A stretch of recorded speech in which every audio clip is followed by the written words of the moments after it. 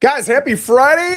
We're here with You've Got Questions, I've Got Answers. We're here every single Friday at 11 o'clock. And today's question is it possible to sell a home while out of state? I tell you what, I'm not only going to answer that, but I'm going to go into detail and I'm going to tell you if it's possible to purchase purchase a home while out of state. So stay tuned. You better get fired up. Guys, good to see you. Happy Friday. Man, it's still chilly here in my house. It's 67 degrees because I'm determined. I'm not going to turn the heat on. And so it's chilly in here, man. I got this nice cozy sweatshirt on and I've got the thickest socks I can find on and it's keeping me pretty warm. But so let's get to today's question. Can I buy or sell a home from out of state and really from out of country, right? And the answer is yes. Plenty of people do it, especially down here in Florida. I can tell you, I used to sell in Minnesota. I've sold down here in Florida. Didn't get it as much in Minnesota, right? I think if I were to make generalities, in Minnesota, it's a lot of people already in Minnesota moving to a different location in Minnesota. Maybe there's a job, or maybe there's a marriage, or maybe there's a divorce, but people are generally moving within 20, 30, 40 miles of where they already are. Always? No. I mean, certainly there's transplants, but for the most part, I saw that way more often. Down here in Florida, I see a ton of people, especially because Port St. Lucie is one of the most, if not the most affordable big cities in Florida. We see a lot of people not only coming from West Palm, Fort Lauderdale, Miami, even Tampa, Orlando, Tallahassee, Jacksonville. We not only see people coming from those more expensive cities, selling their homes, coming here, buying virtually the same house, and then putting some cash in the bank because they had that higher cost or that higher value of a home in another city. But we're also seeing people come in from states like New York and New Jersey and Pennsylvania and Michigan and California and Texas coming in hordes. Now, a lot of these people are closing on the same day as their other home. So they're selling home A and then they're buying home B on the same day. A lot of people don't know you can do that. You can. It's not a problem, right? And so they might be in Texas or in New York closing on their current home. They're also closing on this home. We'll talk about how in a second. And then a couple days later, they come down and they start moving in, or maybe a month later, they start moving in. I have a lot of people too who will close on a property here on the same day they close on a property in New York. Then they'll go on a vacation for 2, 3, 4 weeks while they've got the painters and the handymen and the flooring guys and the roofer and whatever else coming in, right? So we see that a lot as well. So let's just kind of go through and we'll start with, the question was for a seller. We'll go through the entire process and I'll talk about what's different, what's the same. So when you're selling, the discussion, the presentation with me, your agent, is going to be a little bit different, right? Typically what I'm going to do is when you call me and say, hey, Joe, I'm looking to sell my house, I'm going to say, great. I tell you what, let me meet you at your house. You can give me the grand tour, show me everything that you love about your home, all the little details. I'm going to take a ton of notes. I'm going to ask you some questions. How old's your roof? What type of flooring is this? Whatever, right? Just so I know everything about your home. And then we're going to go over all the numbers. I'm going to show you what it is that I do for you marketing wise that nobody else does. What do I do prospecting wise that nobody else does? Here's all my stats. And then, hey, are you ready to sign? Great. If you are, sign here. If not, let's talk about your timeline. Pretty simple. It's not harder. It's just not in person when you're out of state. I'm typically going to ask you how I can gain access to the property. I'm going to go to the property. I'm going to take all the same notes. I'm going to follow up with a phone call afterwards and say, hey, I've got 4 questions here. Let me ask you, how old's your AC? How old's your water here? Whatever. And then I'm going to say, great, let me get you some numbers. And then we're going to go over all those numbers either in a Zoom call or over the phone, whatever you prefer. And from there, you're going to make a decision just like you otherwise would. Everything these days gets sent through DocuSign, Dotloop. There's another one. I can't remember what it's called, but they're all online signing platforms, right? And 99% of people are using them. So, and you don't really have to know what you're doing. And you can even I tell people all the time, you can even make mistakes. I can fix them. Don't worry about it. I'm going to send them to you. Feel free to sign them at your leisure. And typically I'm going to go through all of those contracts in a video anyway, right? Both when you're signing with me and when you get an offer, I'm going to go through all that stuff in a video and I'm going to say, okay, let's go over page 1, blah, blah, blah, blah, blah, blah. Let's go to page 2, blah, blah, blah, blah, blah. And I'm going to explain in detail what every single thing means that you're agreeing to. All right. So you're going to see that regardless of whether we're in person or you're out of state or out of country. Doesn't matter. Now, sometimes I will recommend getting a pre-listing inspection, which means having the inspection company come before the buyer is under contract, right? And my recommendation is based on this. A lot of times you'll get a buyer who comes through and they love the house. Obviously, they've come to agreement with you on price, whether you had a drop or whether they came in full price, maybe over, whatever, but you guys have agreed on price. Now you have that inspection and some things pop up and it could scare them, right? Why would we scare them? Why not get that pre-listing inspection done early? We can address all those issues, or at least the biggest of the issues, the scariest of the issues. Now we can present the home in beautiful condition, right? The challenge with that when you're out of state is if you are one of those people who's like, hey, I'm going to get some of this stuff done on my own. Well, you're not going to do it on your own anymore. Now you've got to work with vendors who are going to come in and get that stuff done. It might be a little bit more expensive. It might take a little bit more time unless you're slow. Maybe it'll be quicker. And in a lot of cases, people depend on me. They say, Joe, I don't know a flooring guy. I don't know a window guy. Can you connect me with somebody and get that done? And generally, if you're hiring me, I'm going to say, great, this is who I use. I'm going to go get an estimate for you. If you like the estimate, then great. You make whatever deal you've got with them with payment. I'll do all the coordination of getting them in the house, getting it done, following up with the timeline, and making sure that you know when they're done and we can put it on the market. Does that work for you? Yeah, that works for us. Great. And then I'll get to work on it. Right. And you either like them or you don't like them. You like their numbers, you don't like them. If you don't, I go find you another one. Right. And we keep looking till we find you something. I want you to be happy. And there's plenty of people in Port St. Lucie. We're going to find you somebody. But yeah, the only hindrance there is you're not going to get this stuff done yourself. So if that's the kind of person you are, you're trying to save a couple bucks, or maybe you're just really good at it, or maybe you really love it, you're not going to be able to do that. Right. So now we've got all the work done. Home is ready to go. We're going to put it on the market. Like I said, all the paperwork can be done online. Showings are honestly easier because when you've got somebody in a home, we've got to coordinate to make sure that you're going to be out. Maybe your dog's going to be out. Does the home look nice? Did you clean it up? Or did the kids just, make it a disaster after you cleaned it up?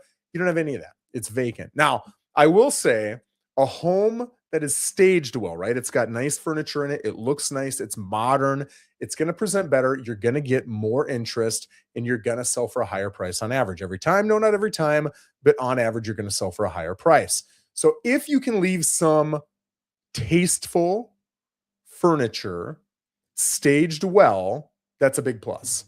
That might be a challenge if you're out of state, right? If you are selling and maybe you already purchased something. So you got 2 mortgages. You got a home in Idaho. You got a home down here in Florida. Well, if you already bought up in Idaho, you might have taken all your stuff with you, or you wanted to take all your stuff with you. So sometimes that conversation with those people is, hey, you've got some furniture in here. Can I stage it? Well, actually, we're thinking about taking the furniture up to Idaho with our new home. Okay, well, the challenge there is it's not going to look quite as nice. And on average, you're going to get less in price. Is that something that you're okay with? And you might say, well, how much? On average, maybe $5,000-8,000. Okay, forget it. I don't care. We'd rather have our furniture up here. So maybe we take the $5,000 to $8,000 hit. Or maybe you're like, no, that's a big deal. Let's leave it there. We'll ship it there when we're done. Will that work? Yeah. And then you deal with the pain and inconvenience of not having furniture in your Idaho home for 2, 3, 4 months, whatever it is. It doesn't really matter. What matters is that we communicate about that and you make a decision that you're confident with and you're happy with, right? It's the best of the decisions presented. So now we've got photos. Photos are going to be easier. Showings are going to be easier. When you get an offer, that whole process is the same. I don't really, with minor exception, I really don't meet with anybody when it comes to offers anymore. I'm going to call them over the phone. I'm going to say, hey, we got an offer coming in. I'll present it to you shortly. And then I'm going to make another video presenting everything. I'm going to say, hey, here's the video. Here's the offer. Please watch it. Please read it. When you're done, call me. I'll go over any questions that you have and we can make a decision together, right? That way, you know everything that's going on. You can physically see the offer and now you can make a decision. If we got multiple offers, same thing. I'm going to add my Excel spreadsheet and I'm going to say, hey, I'm going to send you all the offers so you can see them. But in this Excel spreadsheet, it goes over all the major terms and prices that people care about. And I'm going to show it as apples to apples as I possibly can. Here's the one that I recommend. Here's why. If you didn't want to go with that one, it would be for this reason. And that's what makes the second offer a little bit better than the first offer I'm suggesting. So depending upon your motivation, you might want to, but all of that is going to happen through a video and a phone call, whether you're here or whether you're in another state. It doesn't matter. With the exception of if you're a person who's like, Joe, I want to physically meet you in person and go, fine, then we'll do that. That's not a problem. But I'll tell you, I've sold hundreds of homes here in Florida.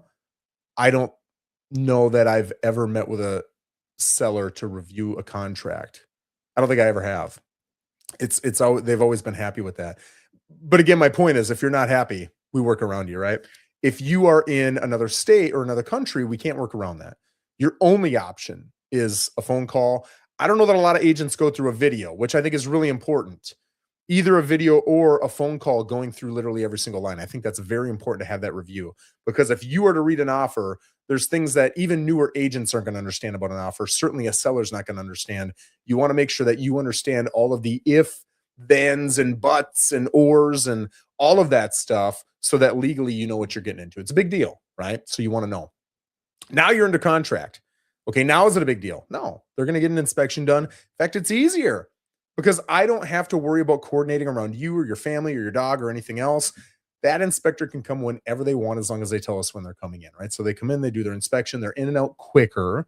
They're going to get the report back to us, not to us, but to the buyer. And the buyer's either going to say, hey, we're happy, no, we're not happy, and we're walking, or we are happy if, right? And that if could be if we get a credit from you, seller, or if you repair these 6 things or whatever it is they want. And then you're going to come back as a seller and say, hey, I'm happy with that, or no, I'm not going to fix this, or hey, I'm going to meet you somewhere in the middle. And eventually you're either going to come to an agreement or you're not. If you don't, it falls apart, just like it would if you were in the state. If you do decide to move forward, it's going to move forward just like it would if you were in state, right? So no real difference there. Now, again, though, we're in the same situation we were in the beginning when we had a pre-listing inspection. If you didn't have a pre-listing inspection and now you've got repairs to do, or if you maybe did have a listing inspection, but some new things popped up or some things popped up that you did not fix from that first inspection, now you need to fix them. You're in the same predicament where you've got to get a vendor to do it. You can't do it, right? And a lot of these things you're going to have a vendor do anyway. For example, if you've got wood rot on your fascia boards, it's a typical issue that we see, especially with VA and FHA loans. Typically they're going to come out, they're going to cut off the piece that's got wood rot. They're going to put a new piece in, they're going to attach it, whether it's nailing or gluing, whatever it is they do. Then they're going to paint it to match. And that's it, right? It's pretty easy deal. Most sellers aren't going to do that. I probably see 5% of my sellers who have that issue doing that. The other 95 are going to hire it out. So you're going to hire that out anyway. But what if you've got trying to think of an easy one here. A loose door handle, and they want the loose door handle fixed. Okay, now if you're going to get a handyman in there, he might charge you $100, $200, $300, probably not $300, just to come in and repair this door handle, which maybe doesn't take any materials or anything. It just takes the tightening of a screw. Whereas if you were there, you could tighten the screw yourself, right? So that's the difference. Is it a major deal? No, it's not a major deal, but it's a small inconvenience. And it's something that if you're here, it helps. But if you're not here, there's solutions for it. There's solutions for every single problem, right? Okay, so now they're going to do the final walkthrough. You don't have to be at the final walkthrough. In fact, most sellers aren't at the final walkthrough, so that's not a problem. You don't have to worry about getting all your stuff out, assuming you already got it out. And if you haven't already gotten it out and you're through inspection, so you know it's probably going to close, well, now you get a couple of weeks. You can get all that stuff shipped whenever, and you're not there, so you don't have to worry about coordinating around your schedule. It's honestly easier. And then you've got a call to get utilities shut off the day after closing. Well, it doesn't matter what country you're in or what state you're in. That's pretty easy, right? It's going to be at least as easy as it is if you're in state. And then closing itself, that's the one most people have the question about. It's not challenging at all. As long as you tell title ahead of time, they're going to send a mobile closer. That mobile closer is going to meet you wherever you want to meet. Maybe it's in their office. Maybe it's at a Starbucks. Maybe it's at your new house. It doesn't really matter. They're going to go through all the docs. They're going to explain them all. They're going to get them signed. They're going to worry about sending them back to title so that it's able to close in time. It's pretty easy, right? And your check is probably going to be wired. You can get a physical check if you request one. I don't see a lot of physical checks going out, but you can certainly ask for one. If so, it'll be mailed to you in accordance with whatever agreement you have with the title company. If you want it wired, it's going to be wired. You're going to get it that day 95% of the time, the next business day the other 5% of the time, right? Depending upon what time it hits and clears and everything else. but you're typically going to have it that day, which a lot of people don't know. They honestly think it's going to take some time or whatever. It's not. It's instant, which is pretty nice. And that's it. That's it. It's pretty simple. It's honestly easier to do it out of state than it is in state because we don't have to coordinate around your living, your life, right? We don't have to coordinate around your life. We can just do it, which is nice. Buying is a little bit more, I don't want to say challenging, but concerning. You've got to have a really high level of trust with either your realtor, or if you've got friends or family who are local going with your realtor, you've really got to have a level of trust. And I would say, even if you've got mom, dad, cousin, sister, uncle, whatever, going with the realtor, you still need a real good realtor. Because if I go with a brother, cousin, uncle, and they don't have the level of expertise and experience that I have in real estate, they might not be sharing with you all of the concerns that I might have, all of the pros that I might see that might make you want this house, all of the financial impacts. For example, if you've got a home with impact glass, typically insurance is going to be a little bit lower. If you got a newer roof, typically your insurance is going to be a little bit lower, right? Maybe I see potential for an encroachment. What's an encroachment? That's when somebody's property, and by property, I don't mean grass and sand. I mean a house or a garage or a shed is over onto your property, right? Maybe they wouldn't notice that. If you have a good experienced realtor, they're going to notice that. So a lot of times when I have a buyer who is purchasing sight unseen, I'm going to say, hey, send me the homes that you want after we've kind of discussed and narrowed it down. Okay, these 4, great. I'm going to go to each one of these 4 and I'm going to make you a video. And I'm going to start at the outside and I'm going to do a 360 and I'm going to show you the neighborhood because you want to see what your neighbors are like, right? I'm going to give you my general opinion, but it's my opinion, take it or leave it. But I'm going to tell you why my opinion is my opinion, because if you disagree with it, you'll confidently disagree with it because you understand my point of view, but that's not how I view things. So I'm confident that, okay, great, whatever. Or you'll say, no, that makes sense. And now that you say that, I really buy into that. That's great. So what am I calling out with the neighborhood? I'm typically going to say this person's lawn has not been cut in a month, because you're going to be a little perturbed if you purchase and then all of a sudden you're like, Joe, you didn't tell me about old man Jeff over here who never mows his lawn. It's kind of ugly. I don't like it. Or the guy over here who's got 2 rusted pickups sitting in his front lawn, or this guy who's got 3 dogs yapping all day, right? You're going to want to know those things. Or, hey, everybody here had a shingled roof 2 years ago. Now they're all metal. They all look great. I see a couple of these homes have impact glass. 2 of them are new construction. We're all kind of in the $450,000 to $500,000 range, but I see 2 homes that are in the $700,000 to $800,000 range, which bodes well for you. Those are things I will tell you. I'll tell you how busy the street is, all that kind of stuff. Then we're going to go into the home. I literally look for issues. So I'll say, hey, here's the layout. I want to show you this. And I'll mention all the amenities, the crown molding, the tile backsplash, the quartz countertops, the waterfall coming down the sides, whatever it is. I'll mention all that, but I'm also going to mention the issues. If I see a hairline crack in a tile, I'm going to talk about that. If I see wood rot, I'm going to talk about that. If I see a cracked window, I'm going to talk about that. And I'm going to talk about how big of a deal it is. This is what I've seen in the past. This is what I've seen it cost in the past. This is what you can expect. This is who I would call. If you want me to call them, let me know and I'm happy to do it. But I'm going to go through the house and do all of that on all 4. And then I'm going to go to the backyard and I'm going to explain the whole backyard and everything else. And then I'm going to send you 4 videos. And each video might be anywhere from 5 to 12 minutes. Going through the house. That's assuming we're going through a typical house. I mean, if you're looking at a 5, 6, 7,000 square foot house, it might be a little bit longer video. Then when you're confident, you're going to say, Joe, this is the house. Let's put an offer together.